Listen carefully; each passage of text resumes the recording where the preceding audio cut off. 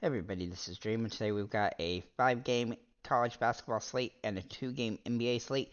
I'm going to do both of these in this video, so I hope that's alright.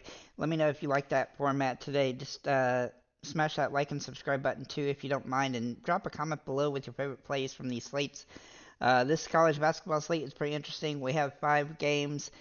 4 of them have an 11 or more point spread, and one of them has a pretty tight spread. We have some high-powered offenses and a couple really lethargic offenses, so we'll get into every single game here. Before I get started, let's get into the injury report for this college basketball slate. For Arkansas State, we have Hardenet is questionable. Um, he is a forward here. He hasn't played much or scored many fantasy points anyway. And then for Alabama, Pringle is suspended. Then we're going to look at Arkansas, and Mark is questionable, and he seems like he's very questionable and unlikely to play, whereas Pringle is out indefinitely right now. And then Hardenet is possible to play, but he honestly doesn't do enough fantasy-wise to really matter. So let's go ahead and get into these games here. So my top stackable teams here is Alabama, who isn't a blowout risk. Purdue and Arkansas both have some potential for big games. And so we'll get into each individual team now. We'll start with this Purdue Iowa game. Now, this game has a 12.5 point spread in Purdue's favor. It also has the second best total points. Well, it's tied for the best, actually, and 163 fantasy, total points. Purdue has a better net and RPI than Iowa. And also their efficiencies are both in the top 30 for both offense and defense. Meanwhile, Iowa has a great offense, but they have a very substandard defense. So I do have a couple guys from the Purdue Boilermakers who I think are viable options. So they do carry some risk as this game has some up, lopsidedness a little bit. Braden Smith being one of them. He's a little bit overpriced, and he does have a lower floor as he's had a couple off games against decent teams, but I don't think that the defense of Iowa is going to be able to slow him down too much, so I think he's a viable option here. Zach Edey is in play, though he is extremely expensive, and he does have a lower floor than you like for an $11,000 player in college basketball, especially if this game were to get out of hand, but if as long as he gets a 2015 type of game, then he should be okay here. But it does carry some risk as this price is super high, and it is going to be hard to find a lot of value on the slate, though there are a couple options. As for Iowa, there's just not much here. It seems like they're a little bit overpriced, and they really don't rebound the ball particularly well or get any other peripheral stats for much outside of Sanford, and he's a little bit pricey, especially against a tough defensive inside presence for Purdue, so they're pretty avoidable. Looking at this Alabama Arkansas State game, now we do have a couple tags here as we have Hardenet questionable for Arkansas State, though that's not going to really affect them too much. Bama Pringle is out, and so that's going to give some upside to a couple guys. We'll start with Mark Sears. Now, he's the most expensive player in the slate. He does carry some risk here, but he has a high floor, around 30 fantasy points. Is about where he should at least get in this game. However, he does cost $8,900, so that's a little bit more than we would like him to get more points. And there's a risk of blowout because this has the biggest spread on the slate with a 25-point spread. Though it is a high-scoring game, 163.5 fantasy points, so it should be okay. Bama's offense and defense are both in the top 20, whereas Arkansas State's offense and defense are both outside the top 230th. There's just not a lot of defense to play there, so I think Alabama will get out early and often, and they have some potential to blow this game out really quickly. Grant Nelson also has some upside here, but again, he does have some risky upside here due to his blowout potential. And if you look at the past couple games, the one game that they had a really big blowout, he only had 16 fantasy points, and another game he only had 26, so he does carry some risk. Even though the first 2 games of the season he scored close to 40 fantasy points in both, so he's definitely capable of a high-scoring game regardless. But if his minutes are limited into 18 to 25, then that could definitely hurt him here. Then we're going to look at a play I do like quite a bit actually, and that is Wagyu, who hasn't got a ton of minutes so far this season, but he's actually been okay fantasy wise in all the games so far. And in fact, if we look at the first 4 games of the season where they had 4 mostly blowouts, he did okay there. And then the last 2 games he's done okay, as he should be starting in place of Pringle. You do want to make sure that he does start here, but he definitely seems like a decent value play on the slate, uh, and so I do think he's a good option for Bama. As for Arkansas State, there's just nothing here. One thing about Arkansas State is they use a different starting lineup just about every game this season. Really didn't help them much, but they are doing that, and so far they have 6 guys that get over 20 minutes a game at this point in the season, and there's just really not much to like there, as it doesn't. As they haven't played well and done much anything. Hicks is probably the only guy that's even worthwhile, and he's just way too expensive to risk in a game like this where they're likely to blow the other team out. Looking at Arkansas and Furman, now this game has 11-point spread in Arkansas's favor. However, Furman does have some good offense, so that is a positive, and their defense isn't terrible. Arkansas does have a top 20 net as well as both offense and defense in the top 70, which is pretty good.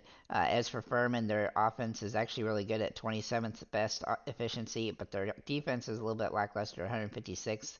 So we do have a couple options from this game, but it definitely carries some risk as both of these teams go deep in their bench, and that does cause some concern. And both of them have a little bit of a question mark when it comes to their starting lineups and stuff like that, and total minutes for each player. But if we're going to look at Arkansas first, we would like Ellis the best if he does draw the start. Now, he hadn't started every single game, and we've had a couple guys coming off the bench to play and start for him, and he's done terribly coming off the bench. And if you look at the games, he's had 5 starts, and in 5 of those games, he's been 4 of them over 23 fantasy points. So if he draws a start, he's definitely worth a look. If he doesn't draw the start, you just probably want to avoid him like the plague. I expect kind of with the game that this is that he should probably get back in the starting lineup as he started the last game against Duke with Mark out. I look for Mark probably to miss this game as well, as he is pretty unlikely. It says that he's up in the air, so it's really hard to tell exactly if he'll play or not, but hopefully closer to lock we'll find out, and if we can get the starting lineup for Arkansas too, that would definitely help lock in Ellis or not. Really, everybody else on this team is a little bit risky as they're a little bit pricey, like Brazil and Battle, and sometimes their minutes are kind of up and down, so there is some concern there, but they both have some potential. However, Brazil, he gets more rebounds than just about anybody else on this team, so he's definitely got some capability there. Most of the other starters are avoidable as they don't do a lot fantasy-wise. Looking at Furman, this is where we get a little bit funky. So we have the top 2 guys in Pegasus and Foster, and they both carry some upside in this matchup as they're cheap enough. However, they have had some ups and downs throughout the season so far. I do like his potential here as he's only had one bad game, and of course that was the last game against Princeton. Even in the games that they've gotten, beat pretty good, he's managed to score a good amount of fantasy points. And Arkansas, even though they have a good defense, they do have tendency to give up a bad game to a couple guys. So he definitely draws some potential here, though he does carry a lot of risk. So do keep that in mind. Same with Pegasus. He definitely has some risk here, but he's also played pretty well. He's a little bit pricier too, which makes him harder to roster, but he does get a lot of peripheral stats, and so he definitely has some potential here. And even Smith Jr., if you think Furman's going to play this game close, then you could go with him too, but it's just a very risky game, though. There is a high ceiling, and they are a good offense. They do have some potential, but they do carry that risk as Arkansas could get up early, and they could play defensive battle for them, and that could limit Furman, so that does definitely causes some concern. Looking at the 4th game on the slate, which is North Dakota State and San Jose State, this game has a low total at 137, but it does have it's the only tight game on the slate with -3, and we are going to find a couple guys in this game that we do think are viable. We're going to start with the fact that the North Dakota State's offense and defensive ratings are outside the top 180. Their defensive rating is especially bad, so that's definitely good for us. But Damari Will Thomas definitely has some potential in this one. He's not really had a terrible game so far this season, though he does have a little bit lower floor than we like. That said, this game should be pretty tight, and North Dakota State's actually favored to win. And if we look at their games, even the games that they've gotten blown out in, he's done okay, and he usually gets a lot of minutes and a lot of shots, opportunities. He's also pretty good at getting some rebounds and assists, not great though, so he does carry some risk, but he definitely has some potential in this one, but he's definitely risky. Looking over at San Jose State, now they are actually not favored to win the game, but I actually think they probably will. And one of the guys I really liked who has the most potential is Myron Amy, as he's nicely priced here. He had one bad game against Texas Tech in a really slosh of a game, but both offensively and defensively, they're average, and they have some potential in this one, especially against a weak defense. I do expect him to score enough fantasy points to pay off here, and so he is a what I would call a core play, despite him being on a tough matchup or a tough game where the lower scoring game, one of the lower scoring games on the slate. He definitely draws some potential. Trey Anderson also in play here for San Jose State, though he's been a little bit riskier than um, Amy, as he's been a little bit inconsistent, but he's definitely has some upside in this matchup. And even if the game isn't very high scoring, he does have some potential, but he definitely carries a lot of risk. Looking at the Oregon State game here, they're playing Cal Poly San Luis, and this is kind of a funky situation here, but this has a very low total at 133, which is lowest on the slate. And Oregon State's favored to win the game by 13.5 points. If we look at Oregon State, their offensive efficiency is 302nd in the country. They really don't have a lot going for them in that perspective, which is crazy. They just don't rebound or do anything very well. They have a couple guys that can score the ball, but they just don't do well. They're also not good defensively. If we look at Cal Poly, they're very similar, and they're very, minus 300, or they're over 300 in the efficiency for offense and 200 in defense, so they're actually a little bit worse, and that is why Oregon State is favored to win this game by 13 points, which is crazy. There's really only one guy on each team that has any potential at all. One for Oregon State is Akano.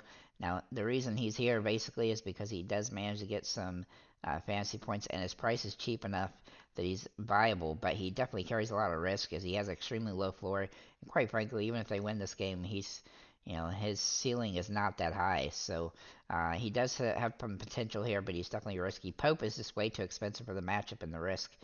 Looking at Cal Poly, if we were going to go with anybody, it would be Kobe Sanders, but he carries an extreme amount of risk in this game, as even in the games that they've lost, badly, he still managed to score decent fantasy points, but he's a little bit pricey for the floor that he has, so he's definitely a super risky play. But if you just want to get somebody from this game, he's definitely some way to do it, though he's a little bit more expensive than he really probably worth. So with that said, guys, that's what I have for college basketball, excuse me. Let me go over to NBA real quick, and we have just two games in the Boston Indiana game and the New Orleans Pelicans and Sacramento game. Both these games are very close, where they about 237 to 242 total points in the two games, and they're both about 5-point spreads in Boston and Sacramento's favor. We don't actually have a ton of injuries, but we do have one questionable tag that's really going to affect this game, and that is Halliburton. This, obviously if he plays, and he's definitely interesting. Of course, he is facing Boston, so that does carry risk. If he doesn't play, that could definitely open up some value. As for the rest of the injuries, Porzingis is out for the Celtics, and then Toppin is questionable for the Pacers, and Jalen Smith is out for the Pacers. So they do have the toughest matchup against Boston. When it comes to the top 5 plays for this slate, I'm just going to do it that way as opposed to the way I have normally do it, just because it's two games. One being De'Aaron Fox. He's the most expensive play I like a lot. He's played extremely well lately. And the Pelicans, while they can be decent defensively, they're an average team defensively, and he looks like he's going to have a solid opportunity to have a big game here. He's played very well as of late, and I do like him quite a bit on the slate. Then we'll look at Jaylen Brown for Boston. Now, he's been inconsistent throughout the season, and he typically does better whenever Tatum doesn't, but he's been really good the last 5 or 6 games, and Tatum really hadn't been doing much, so I do like his upside here. With Drew Holiday, it looks like Brown probably plays a little bit better with him than Tatum does, so that does give him some upside. Mentioning Holiday, I will mention him as well. Now, his price is still pretty good right here. He's played okay. His floor is lower than we like, but he's played decently with Porzingis out, and so I think he does draw some potential. Derek White also in play here, though he's a little bit pricey for what he's been doing, but he's had some big games. He seems like he's really taken over some offense since Porzingis is out, and that definitely helps. His upside, looking at Horford, he's played well with Porzingis out as well. Though he's had a low floor, he does have a good ceiling, as he has been more involved the last couple of games. Though he does need to get enough shot attempts to pay off here. But Indiana, while they do have a decent center in Turner, it definitely, he definitely hit or miss. So I do think Horford has some potential in this one. With that said, guys, thank you for liking, commenting, subscribing. I hope you guys like these slates. Hopefully we do well. Make sure to drop your comments below, and have a nice day, guys.